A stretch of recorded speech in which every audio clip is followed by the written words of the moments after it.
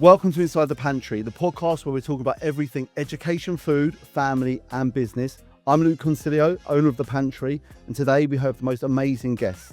This guy has over 2 million social media followers across all platforms, once made a cheesecake for the Queen, and is on a mission to create the world's most exciting dessert brand, a company called Please. Welcome, Joe. Good morning. Welcome, Joe.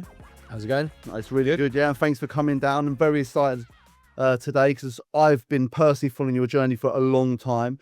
And it's been quite a journey, very exciting journey. A couple of things I'm very jealous about, including like cookbooks and stuff, which we'll get onto. But to start with, we ask all of our guests 3 things in your pantry that you can't live without. What are they? It's going to be seasoning based here, right? So like salt. I think it's a really important ingredient for any sort of cooking. The second one would be pasta. I knew you were going pasta. Did you? Yeah, I knew it. I think it's such a versatile product, right? I agree. Whether that's like a midweek meal, a quick meal for my daughter, it's so easy and so versatile. And then the third one would be probably like tomatoes or something like that, because that's a really quick. I got a tomato pasta there straight away. Salt, tomatoes, pasta. If I could have wrote the ingredients, that's what I would have said, because Joe and I have had a lot of catch-ups sort of recently, and I know you're sort of got an Italian heritage, and I know how important those bits are. So tell me about growing up, brothers, sisters, family, mum, dad. Yeah, so I grew up in Epsom in Surrey. Mum, dad were sort of grafters. Both worked really hard. My dad was in the music business for sort of obviously prior to when I was born. Loved music, like that was his passion. Loved it. He was a keyboard player, played piano, loved performing, and he was in the industry for a long time. But he never quite made it. He played with a few bands. He played with Mud. He played with Liquid Gold, but he never had that big hit. So he fell into other trades, and he eventually fell into, he was a builder basically. He was and then he went into, he was a French polisher.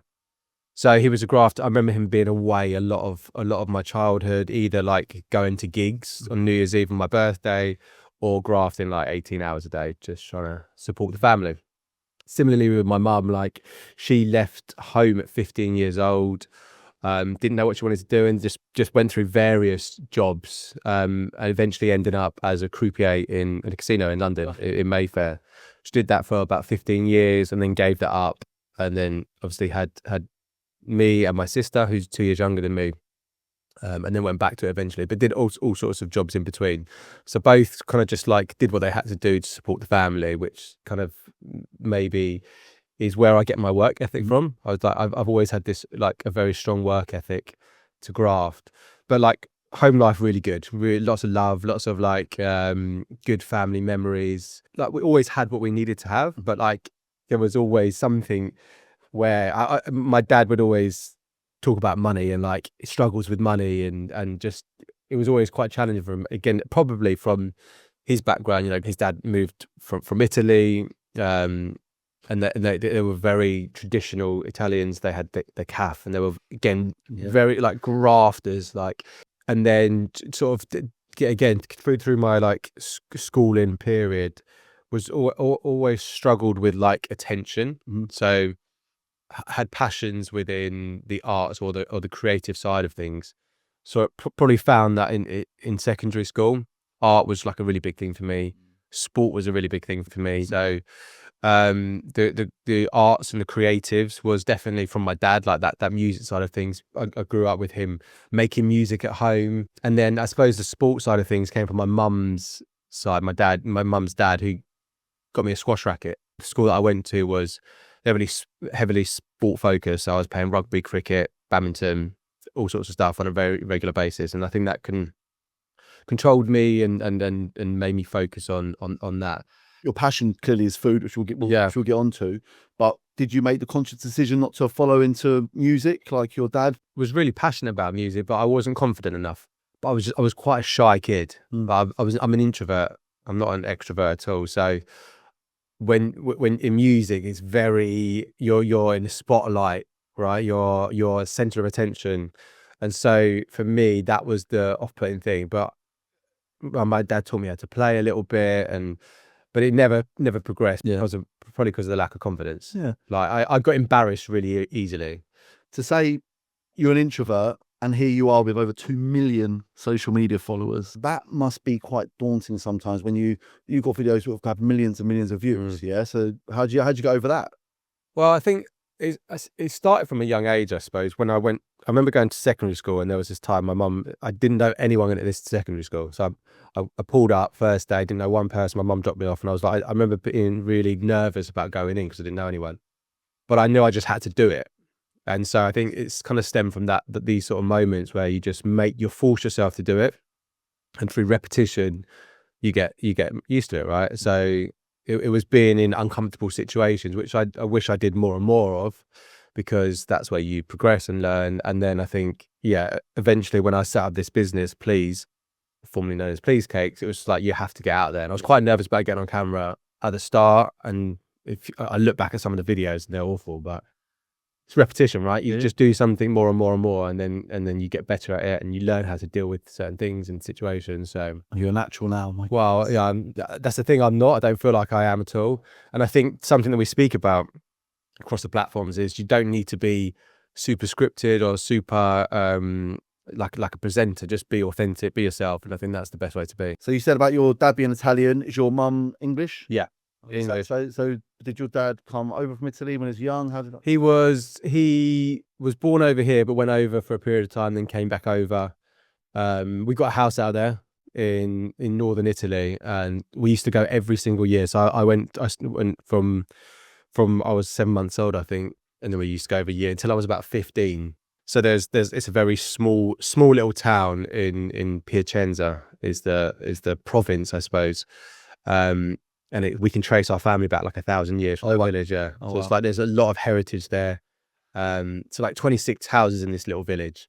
But again, like that was exposure to food there. I saw like preparation of food from field to the plate. They would just pick a chicken that's running around, pick it up, wring its neck, give it to you still flapping, and you'd have to go home and prepare it.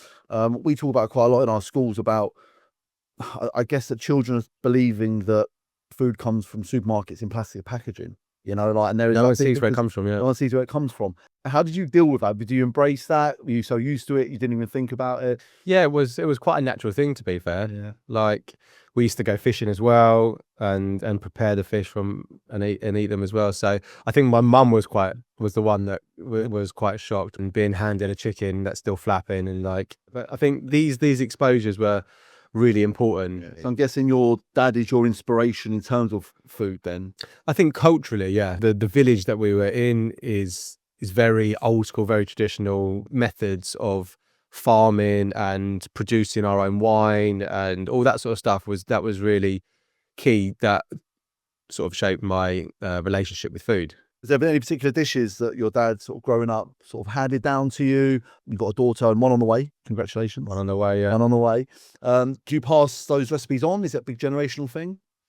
Yeah, absolutely. I've obviously taken those recipes and continue to make them and feed them to my daughter. One of the ones that stands out is obviously it's like a very traditional spaghetti bolognese, right? It was such a regular meal that he would make, never from the jar, always fresh. Always the fresh carrots, celeries, tomatoes, always peeled plum tomatoes, and good quality tomato puree, red wine, rosemary, all those sort of really good ingredients cooked from fresh. It's a simple dish, and he loved it. Yeah, it was one of the dishes that he loved. It was that sort of like very simple midweek traditional. I was brought up around or encouraged to cook and be in the kitchen, and it was always the hub and where everything was going on, and including me in that process was really exciting. So I'm trying to do the same with Sienna. I think she loves it. So starting from a young age, cooking, working with ingredients and utensils sort of builds their passion. Tell me about your journey into school dinners. Any particular dishes that stick out, or maybe not? Maybe it was an inspiration for you. It's quite a long time ago for me now. So I'll stop it. I think I had a mixture of like packed lunches and school dinners, but school dinners was like, I can't remember what there was always like watery gravy and like slices of like meat or whatever it was. But there was like the dessert was that traditional like birthday cake sprinkled, and like rice pudding with like some chocolate grated on top. It was always not very memorable. Yeah. Like smiley faces, potatoes, that sort of stuff. Like really like traditional old school like process stuff. It wasn't memorable, and I was never like, oh my God, that's really delicious. It's so different now. So To be fair, I went to pick Sienna up from nursery. She goes to nursery 2 times a week. And I got there a little bit early, and she was having her tea. oh yeah, On her plate, she had a wrap, like a tortilla wrap, which is fine. But she also had some like just raw peppers. Yeah. Which I thought that's kind of strange for a nursery. You think like historically it'd been the smiley faces or whatever it was, but there was a bit of veg on the plate, which was kind of surprising. So, like I say, we're opening the door, the window to parents to show them that it has changed. Give it another go, because it's the one opportunity where now there's food standards out there, there's professionals doing it, where your kids definitely going to get a good quality meal during the day. It's so important. We have people who work in procurement every day, sourcing the best ingredients at the best price for parents. We have fresh meat that goes in, fresh vegetables that go in. When we can start really shouting about that as an industry, I hope the perception will change. But tell me about your dinners at home. So I'm really interested in this because there was always more than just our core family for dinner, whoever it might have been. So was it similar for you being sort of Italian? Food was always communal, so we'd always eat together, and we'd always try and help out. It's always a bit of a process again. So if it was cooking, we'd help clean up or wash up. My mum and dad love to host, so barbecues and people around, friends around. It's really impactful having that sort of communal, positive relationship at key food times. It's an experience, food, and people eat food for fuel sometimes. I'm like, I don't get that. I don't understand how people do that and not enjoy food for. I want to do it every meal. Yeah, it's absolutely excellent. Like, one of my favorite things to do is go out for a nice meal, and experience new foods and try different restaurants. It's cultural. Yeah. It stems from generations. What about snacking wise? So I know that you're quite health conscious. You play lots of squash. You're a keen runner. What about snacking and bits like that? Are you something healthy, or is It's it a nightmare? Yeah. Absolute nightmare. because this is what you do for a job, right? Yeah, that's just any food. If it's like salami or bread or crisps or anything, I'm a nightmare. I have to consciously control my eating, or I'll just keep eating and play sport. What I try and find is balance, right? That's key for me in my lifestyle. If I could just sit and eat food all day and not put on weight and not be unhealthy, I'd do it. Making cheesecakes for the last 8 years, being around that in the kitchen where there's chocolate and there's all these sweet treats and temptations was a nightmare. So I'm guessing you taste test these sort of things with your daughter, who's going to grow up with a phenomenal sweet tooth. Yeah, she loves chocolate already. Yeah. Some mornings she gets up and the first word she says is chocolate. Yeah, chocolate. Chocolate. But like I get involved, and obviously she'll eat a lot of vegetables, she'll try stuff. She loves olives and like smoked salmon and all that. So we just have to be mindful of some of the foods that we give her, some of the sugars and Chocolate for breakfast. chocolate. Yeah. It's a great bribe when they're having a meltdown. They're going through their terrible twos. To get her in the car to go to nursery works a dream. So you mentioned that one of your favourite dishes is spaghetti bolognese, and that was something that was sort of passed down by your dad. So Anthony today should be making a spaghetti bolognese for you. It smells good. And the pressure's on, because Anthony's just about to serve spaghetti bolognese to an Italian who is favourite dish spaghetti bolognese, whose family historically the favourite dish has been spaghetti bolognese. And here we go. It looks good. Shall I make some space then? Let me go there. Mind the cheesecake. Look at that. There we go. It's delicious. That looks great, Ant. There you go. I'll Good job, Joe. You're going to dish me out, I think? Yeah, of course. Very kind. I've never felt so nervous dishing a spaghetti bolognese in my life after our conversations just now. Oh, it's all good. It looks good. Thank you very much. Oh, thank you, man. You parmesan, yeah? Oh, absolutely. Especially in your company. Joe, Begin, yeah? bon appetit. Thank you, Anthony. Do you use a spoon or are you a... Oh, no. No, straight in like that. As much as you're Italian, my dad's Maltese, right? So it's as close as you're going to get. And if I use a spoon with my pasta growing up, I think I would have been kicked out. There's silence as Joe makes his verdict. Delicious. It's really good. Really good. And it's great there's the added veg in there. Mm-hmm. The catch is good as well. It's a great dish. And his speciality bread. So, yeah, absolutely.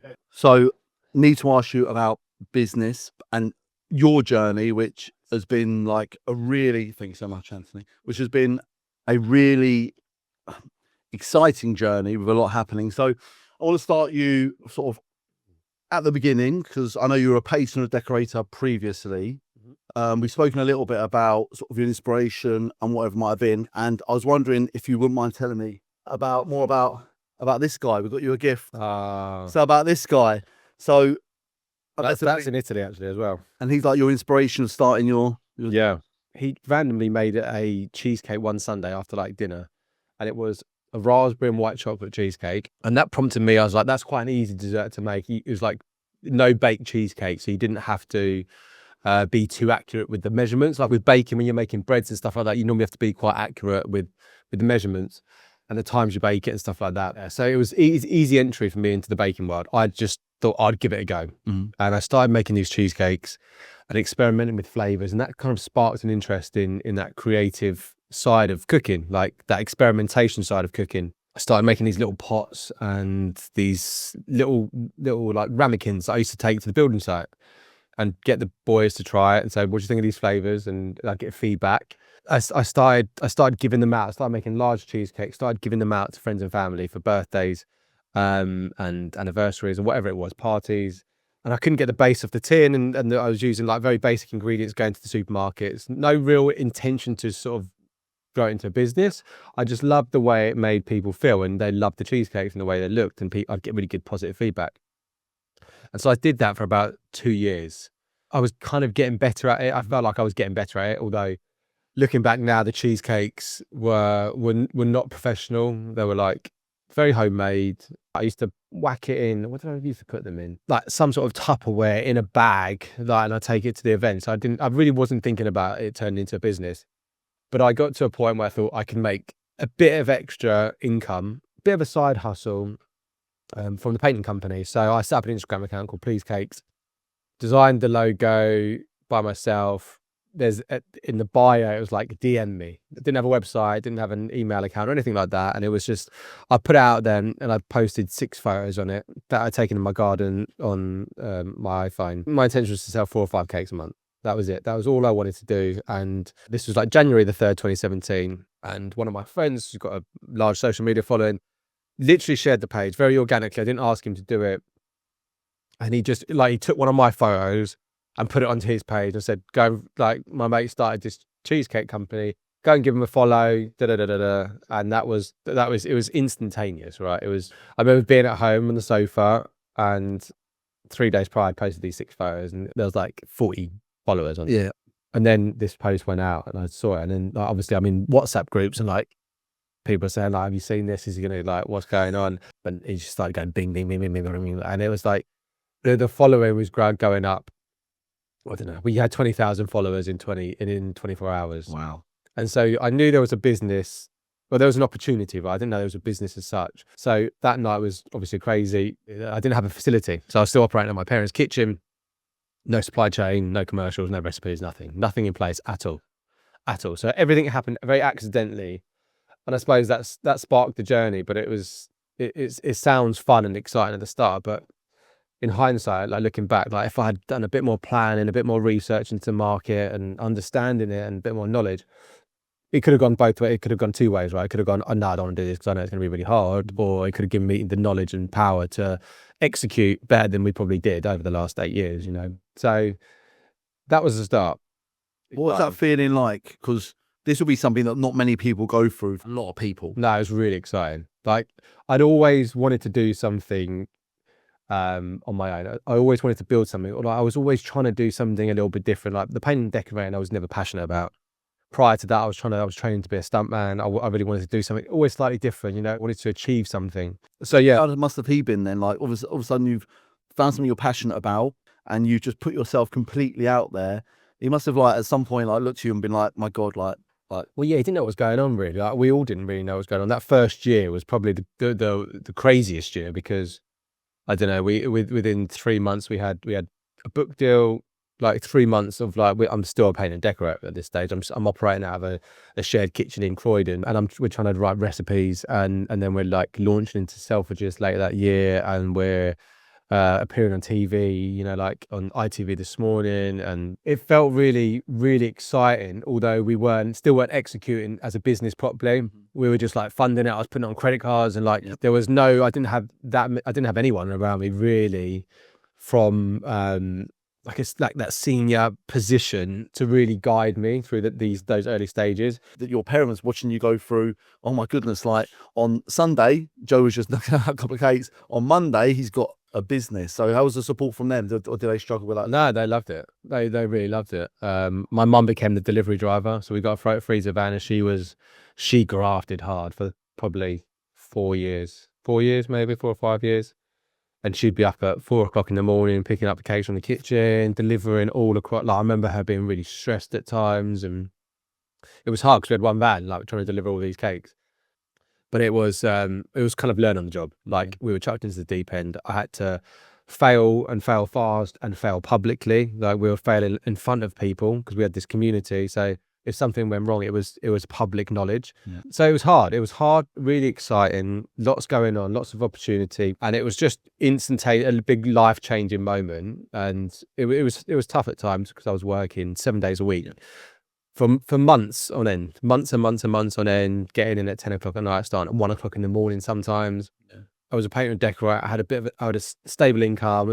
I wasn't wealthy, but we were going on holiday and we were doing nice things, right? We were going out to eat, and then Please Cake started, and I had no money, couldn't go away. I didn't go away on holiday for 6 years or whatever it was. So it was, it's a lot of pressure, and it has been a brutal journey, like taking me to dark places. It's been really challenging at times, and always just trying to strive for success. But I've always come back to just keep persisting, keep going, and then hopefully something happens. Talking about those like dark places, which now they see what you've achieved, it's different. But at the time, people can't get their head around why would you put yourself through those like dark places? Absolutely. I think you're just programmed. Like as someone asked me, like, what made you keep going? And I genuinely don't really know, because looking back, it's just like, well, you should have just packed it in then. But it's something I keep turning up. And I think that's really key. And I think there's studies around successful people and how they were successful, and it's not education, it's not environment, it's that one thing, which is persistence, grit. That's what it is. Just keep going, just grit. Yeah. Did you get that from your mum, your dad, or how do you feel that came about? They were both grafters, so I saw that work ethic, but I think seeing them struggle at certain points gave me this drive to not want to go through that, or be able to support my family and just be successful, right? I think that was installed, seeing that, experiencing that. One time we couldn't afford to take us to like the corner shop to get the penny sweets, and he couldn't even afford that one week.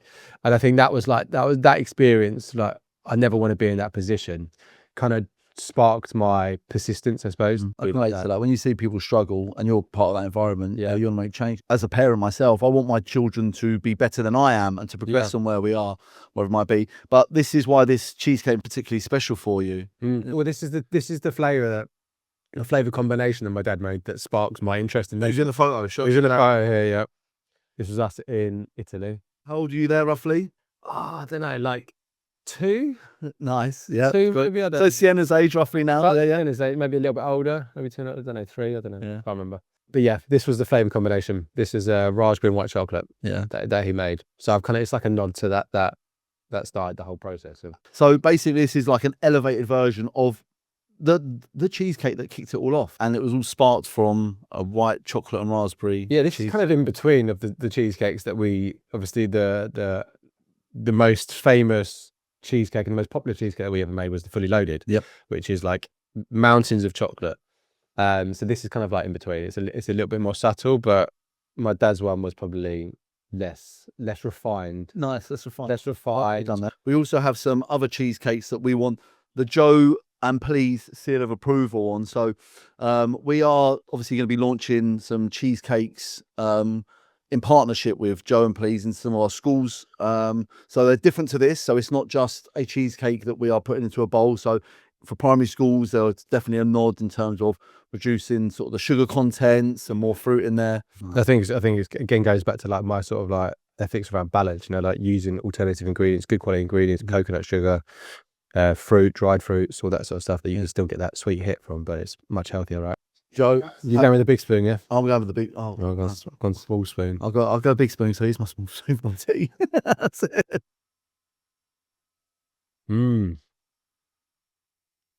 I think the deconstructed way works as well, doesn't it?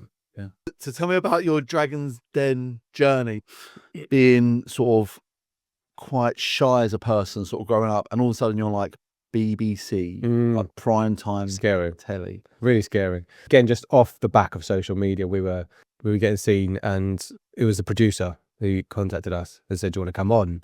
And so we went through a process. They checked the company out. A big due diligence process to make sure that we're legit. And it was filmed in June of 2018. And obviously, we're still making these products. We're like, I'm in the kitchen, 100 miles an hour, having to then try and get a van and go up to Manchester where it's filmed. For a couple of days. It's an odd process to film Dragon's Den. It's a one take process, so it's not like cut or like, oh, can we do that again? It's like you don't meet the dragons before, you go in, there's a little X on the floor, you stand there and you start pitching. But I was in there for like two hours. My initial pitch is like whatever, it's 5-10 minutes. Yeah. But then all the questions backwards and forwards, they come up and try the products, and then they grill you, and then I got the offer from Tuka Cinnamon. Yeah. Had to think about it, didn't accept it, walked out, never saw them, never met them, never saw them after, packed up my van and went home. What was it about his offer that just wasn't right for you? Well, it was 50 grand for 35% of the company. Fine. So even at that time, I thought that wasn't a good deal because we were so young. I knew we were going to have to potentially raise again. There was going to be heavy dilutions there. And you don't speak to him after, they don't give you feedback, nothing, you just leave and gone. Just leave and gone. I think it's on YouTube now. Like there's a comment section which is horrific. Oh, really? And that's the thing. Like you decided to go down this route and go public and be on social media and stuff like that. How do you cope with some of those sort of negative comments? It doesn't really affect me. I find it quite funny, and usually I would kind of use it to create content, but it doesn't really affect me. But it was great. It was a great experience. Scary. It's like super scary. It's the moment going in there, and it feels almost out of body. You know, like you don't feel like Those you can do it. doors open, and Yeah, they are. like, is this actually happening? Like, can I do this? Am I going to be able to speak? And you just go and you start, and that sort of stuff was really out of character or not normal for me to participate. You know, like that we did another bit on ITV this morning with Phil and Holly, a live segment, like for like 7 or 8 minutes, and that doesn't sound like a long time, but we made a cheesecake live on air with Phil and Holly, and like it is so scary. Like the setup in ITV studios, like that's full on. Like we got a couple of lights there, but it's like you've got all the cameras with the prompters on it, and you've got like 1 million staff. Those sort of experience were really good for the brand, really good for the company, but just also really uncomfortable. You've had a couple of books released. Yes. You went from painting a decorator, launching sort of a few cheesecakes, as you mentioned, to 3 months later having a book. Well, yeah. So it's a bit more. It's a bit of a lengthier process. So we got approached by our literary agent, Madeline Milburn, in March of that year. We worked with them to create like a pitch, and then we go out to the publishers. So we went out to various publishers, got an offer from a couple of them, went with a publisher called Quadrille, who were really good.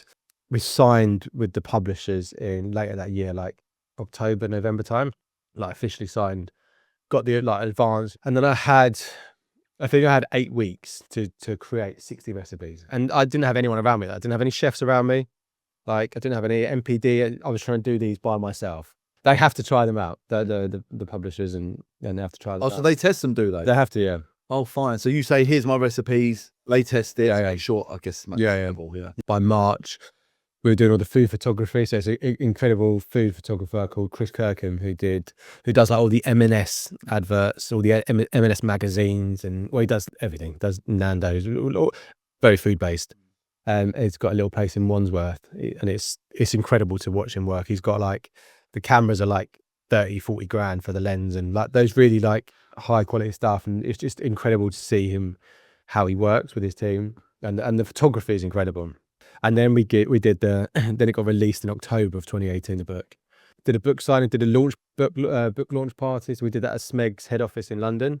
So all these experiences, What a journey. That's What a big. journey, yeah. Like those first couple of years were like just really exciting. So how early on did you sort of transition, have the idea from going from making cheesecakes and desserts into freeze cakes? That was again about 3 months into the journey. We used to freeze down the large cheesecakes for stability and distribution. And I tried one of the big cheesecakes frozen, and it just kind of tasted nice. It was a bit like ice cream, but denser, creamier, cheesecake flavored kind of thing.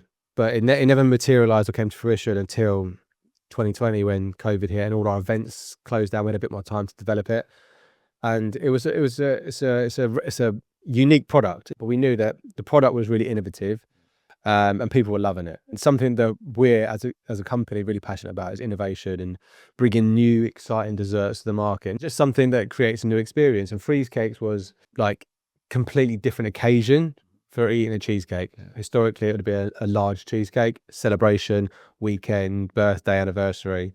Freeze cakes, midweek, in the freezer, no waste, less space kind of thing. Yeah, retail is challenging. You know, like all well and good and getting on the shelf, it's staying on the shelf. And that's the hardest part. Over the 2 years that we were in retail, I learned a lot. When we do it again, it's going to be a whole different approach. We learned a lot, and I think there's great opportunity for the brand within retail. You know, globally, I think that's where we see accessibility. Plus, but now having a bit more of an omnichannel approach. So we've got that wholesale, the B2B, direct consumer again, and building a more diverse, I suppose, approach.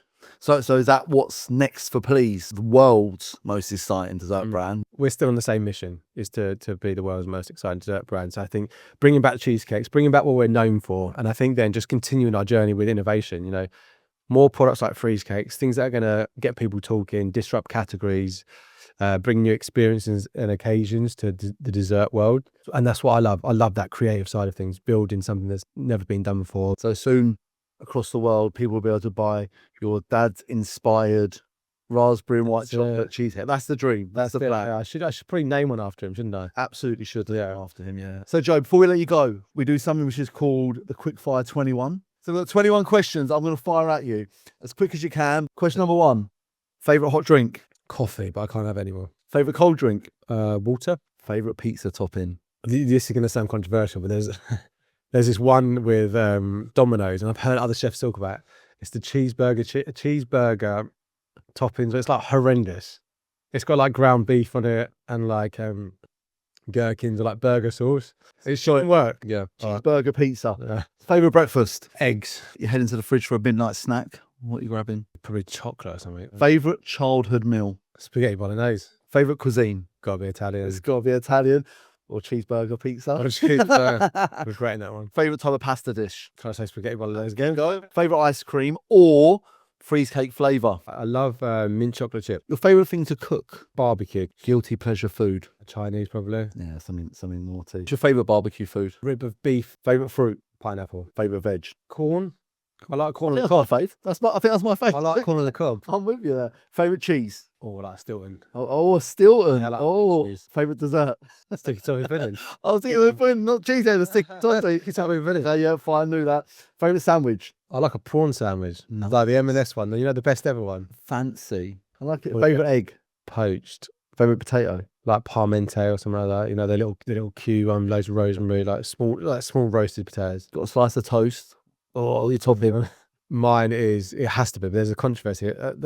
I'd love like an orange thick cut marmalade, butter. Nice. But the other thing is peanut butter. But it has to be with butter. So butter and peanut butter. Yeah. People like my missus, she can't have peanut butter and toast with butter, which I find really weird. Is that weird? There. And No. if you could only eat one dish for the rest of your life, what would it be? Spaghetti bolognese. Yes.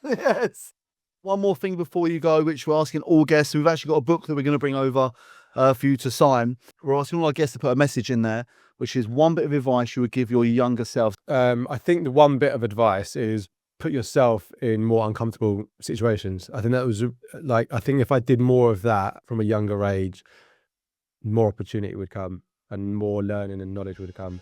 Thank you very much. No worries. Guys, thanks so much.